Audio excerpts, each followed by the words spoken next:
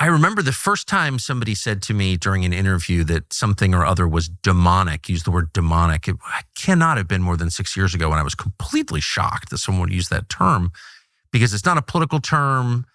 It doesn't even describe like any human social interaction. It's a spiritual term. And I just was not used to people using spiritual terms to describe social movements or political developments or whatever. But I think in that time, in the last 6 years, things have really changed. And I hear it all the time. It's demonic, they're demons. There is this sense that there's a spiritual underpinning, that there's something going on beneath the surface in American society and in the world that's affecting outcomes and affecting populations. And like, there's spiritual war in progress. You, and I hope you'll explain this, and I'll get out of the way in a second, but you kind of stumbled into an extended research project on this topic. Are there actual occult connections to Hollywood, to political figures, to technological advances, to the leaders of our society? Are some of them actually practicing occult religion? Yeah, I'll tell you. Well, I was working on a television show, trying to build out this show. I should back up. I come from a Hollywood family, Tucker. Yeah.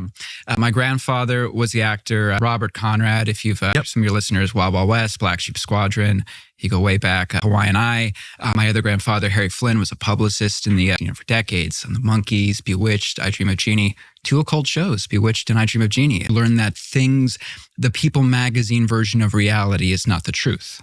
That there is a difference. That is accurate, yes. So I mean, we're not getting into occultism yet, but we're getting into the fact that as a boy, you learn that the way things are presented, not always conspiratorial, but you're always being shown a facade usually. That's right. From the mainstream. I can't believe I'm saying mainstream media already a minute into this, but things are not what they seem. So as a boy, I was always told and shown that. So you've seen the facade, so what's the truth? So while creating this show, the people in tech and the people I know in Silicon Valley or politics, they go, that's a great concept for a show. And then they'd say, there's some of the stuff going on in Silicon Valley. There's some weird kind of Aleister Crowley cults there. Or, while researching, one of the guys we'll talk about, Nick Land, who's huge in Silicon Valley, his influences were identical with some of the hardcore industrial music, goth music, psychedelic guys in the 80s. Guys that I was researching because this is hardcore occult stuff.